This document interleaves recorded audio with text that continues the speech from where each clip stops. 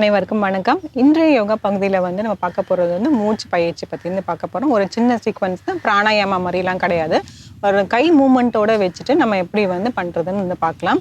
இப்போ நம்ம பிராணாயாமா வந்து பண்ணுறதும் வந்து நிறைய இருக்குது. அது இல்லாமல் இந்த மாதிரி வந்து மூமெண்ட்லேயே வந்து மூச்சு பயிற்சியும் செய்கிற மாதிரி இருக்குது. இது ரொம்ப கொஞ்சம் சுலபமாக தான் இருக்குது. யார் வேணாலும் செய்யலாம். சின்ன குழந்தைங்க வந்து பெரியவங்க வரைக்கும் செய்யலாம். இது ரொம்ப பொறுமையாக செய்கிறதுனால பார்த்தாங்க, இப்போ ஹார்ட் பேஷண்ட் இருக்கவங்க கூட நீங்கள் பண்ணலாம், தாராளமாக செய்யலாம். அதாவது சர்ஜரி பண்ணிவிட்டு உடனே சர்ஜரி முடிஞ்சிட்டு உடனே வந்துலாம் பண்ணக்கூடாது. ஒரு வருஷம் 2 வருஷம் அந்த மாதிரி இருந்துச்சுன்னா அவங்களாம் தாராளமாக பண்ணலாம். ஏன்னா வந்து நம்ம இதை வேகமாக பண்ண போகிறதில்ல, ரொம்ப பொறுமையாக வந்து பண்ண போகிறோம். அதே மாதிரி ஹை பிபி இருக்கிறதுனாலும் சரி, லோ பிபி இருக்கிறதுனாலும் சரி, இதெல்லாம் வந்து எல்லாருமே வந்து இதை தாராளமாக செய்யலாம். இது ஒன்றுமே வந்து இல்லை. இது செய்யறதுனால என்ன பலன் அப்படின்னு பார்த்தீங்கன்னா, நம்மளோட நுரையீரல் வந்து நல்லாவே உங்களுக்கு ஃபங்க்ஷன் ஆகும். அதனால பார்த்தீங்கன்னா நம்மளுக்கு மூச்சு சம்பந்தமான எந்த பிரச்சனைகளும் வராது. ஆஸ்துமா, ப்ரீசிங்கு, சைனஸ் இந்த மாதிரி வந்து எந்த பிரச்சனையுமே வந்து நம்மளுக்கு வந்து அண்டாது. இப்போ அது எப்படி பண்ணுறதுன்னு பார்க்கலாம். ஒரு சின்ன சீக்வன்ஸ் மாதிரி வரும், அது எப்படி பண்ணுறதுன்னு பார்த்துருவோம். அதாவது ஒன்றும் இல்லை, ஃபஸ்ட்டு வந்து நம்ம கைகள் வந்து இப்படி எடுத்துகிட்டு வந்து எப்படி நான் சொல்லிடுறேன், அதுக்கப்புறமேட்டு நம்ம மூச்சு இதோட சேர்த்து செய்யலாம். ஃபஸ்ட்டு வந்து நம்ம கையை வந்து இப்படி கொண்டு வந்து அப்படி ஒரு கை இப்படி அணைச்சா மாதிரி, இப்போ ஒரு எப்படி கொண்டு வரும், ஒரு சர்க்கிள் மாதிரி ஒரு வட்டமாக வரும்ல, அது மாதிரி வந்து இப்படி கொண்டு வந்து இப்படி பிடிச்சிட்டு நம்மளை நல்லா அப்படி குனிஞ்சி நம்மளை முதுகை வந்து நல்லா அப்படி வளைக்க போகிறோம். வயிறு வந்து அப்படி உள்ளே போகிற மாதிரி ஃபஸ்ட்டு வந்து நம்ம நுரையீரலில் இருக்கக்கூடிய எல்லா காற்றுமே வந்து வெளியில் எடுத்துகிட்டு போகிறோம். அதாவது எக்ஸேல் வந்து பண்ணிட போகிறோம், இப்படி பண்ணிட்டு போகிறோம். அதுக்கப்புறம் இந்த கையை அப்படியே மேலே தூக்கிட்டு போயிட்டு இப்படி வந்து கை மேலே தூக்கிட்டு போய் அப்படியே இன்னேல் பண்ணிக்கிட்டே மேலே தூக்க போகிறோம்.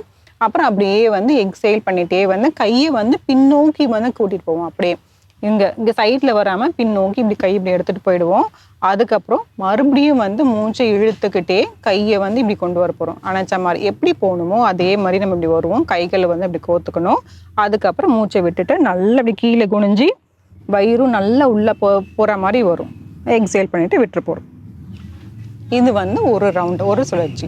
இந்த மாதிரி வந்து நிறைய டைம் வந்து நம்ம செய்வோம். ஒரு 5லேருந்து ஒரு 6 ரவுண்டு வந்து நம்ம கண்டிப்பாக வந்து செய்யணும். அதுக்கப்புறம் கேப்பை விட்டுட்டு மறுபடியும் ஒரு 5 ரவுண்டு வந்து செய்கிறதுனால செய்யலாம். இது வந்து ஒரு சுழற்சி. இது மாதிரி வந்து நம்ம ஒரு 5 முறை வந்து செய்கிற மாதிரி இருக்கும். ஒரு 2 முறை வந்து செஞ்சுட்டு அதுக்கப்புறமேட்டு நீங்கள் ரிலாக்ஸ் பண்ணிவிட்டு மறுபடியும் ஒரு 2 முறையை செய்யலாம். இல்லை தொடர்ந்து என்னால் 5 முறையும் செய்ய முடிந்தனாலும் செய்கிறதுனாலும் செய்யலாம். இப்போ நீங்கள் உட்கார பொசிஷன் நீங்கள் வஜ்ராசனாலேயும் உட்காரலாம், அல்லது சுகாசனம், இல்லை தான் நார்மல் சப்பளங்கால் இருக்குல்ல, அது மாதிரி நீங்கள் போட்டு வந்து உட்காந்துக்கலாம். உங்களுக்கு எது கம்ஃபர்டபுள் அது மாதிரி போட்டு வந்து நீங்கள் உட்காந்துக்கலாம். இப்போ நம்ம பண்ணும்போது வந்து அந்த மூச்சோடு சேர்த்து வந்து பண்ணலாம். ஃபஸ்ட்டு வந்து உங்களுக்கு எப்படி பண்ணணும்னு சொல்லிட்டேன். இப்போ மூச்சோடு சேர்த்து செய்யலாம். கண்டிப்பாக வந்து கொஞ்சம் நல்ல டீப் இன்னேல், டீப் எக்ஸேல் வந்து எடுக்கணும். டீப்னா கொஞ்சம் நல்லா ஆழ்ந்த மூச்சை உள்ளே எடுத்து ஆழ்ந்த மூச்சை வந்து வெளியில் விடணும். அது பார்க்கலாம். இதை முதல்ல கைகள் வந்து நல்லா இப்படி எடுத்துகிட்டு வந்துடுங்க. அணைச்ச மாதிரி இப்படி கையை எடுத்துகிட்டு வந்து கையை சேர்த்துடுங்க. இப்போ வந்து நம்ம நுரையீரலில் இருக்க எல்லா மூச்சுமே அப்படி வந்து வெளியில் விட போகிறோம். அதாவது எக்ஸேல் பண்ண போகிறோம். எக்ஸேல் பண்ணும்போது உங்களுக்கு தெரியும், வயிறு வந்து உள்ளே போகணும். இன்னேல் பண்ணும்போது வயிறு வந்து வெளியில் வரணும். இப்போ எல்லா காற்றுமே வந்து வெளியில் எடுத்துடலாம்.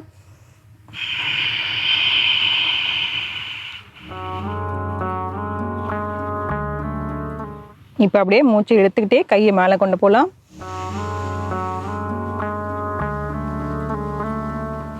இப்போ அப்படியே மூச்சு விட்டுட்டே கை கீழே கொண்டு வரணும்.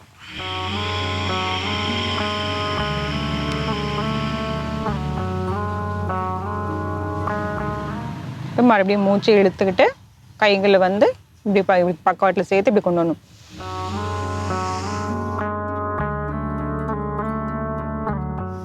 இப்போ மூச்சை விட்டுடலாம்.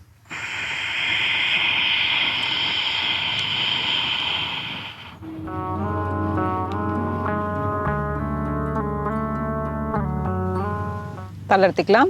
ஆழ்ந்த மூச்சு உள்ளே இழுத்து வெளியே விடலாம். இது வந்து ஒரு சுழற்சி. இதை வந்து அப்படியே தொடர்ந்து பண்ண முடியும். நம்ம ஃபஸ்ட்டு ஆரம்பிக்கும் போது மட்டும்தான் அந்த எக்ஸேல் பண்ணிடணும். ஒவ்வொரு டைமும் வந்து நம்ம ஆரம்பிக்கும் போது எக்ஸேல் பண்ண வேண்டாம். அடுத்த செகண்ட் ரவுண்ட் பண்ணும்போது அப்படியே இன்னேல் எக்ஸேல் மாற்றி மாற்றி வந்து அப்படியே செஞ்சுட்டே வர போகிறோம். இப்போ தொடர்ந்து ஒரு 2-3 முறை செஞ்சிடலாம். இதை சொல்கிறதுக்காக தான் வந்து நான் வந்து நிறுத்தினேன். கண்களை மூடிட்டு அப்படியே வந்து உட்காந்துக்கலாம்.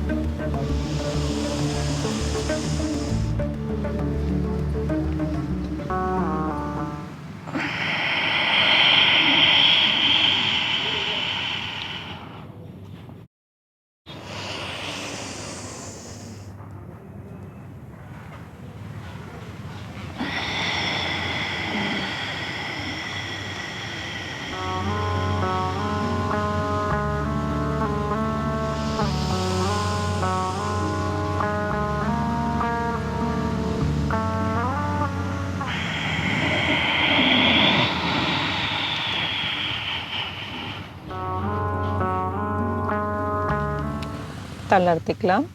ஒரு ஆழ்ந்த மூச்சு உள்ள இழுத்து வெளியே விடலாம்.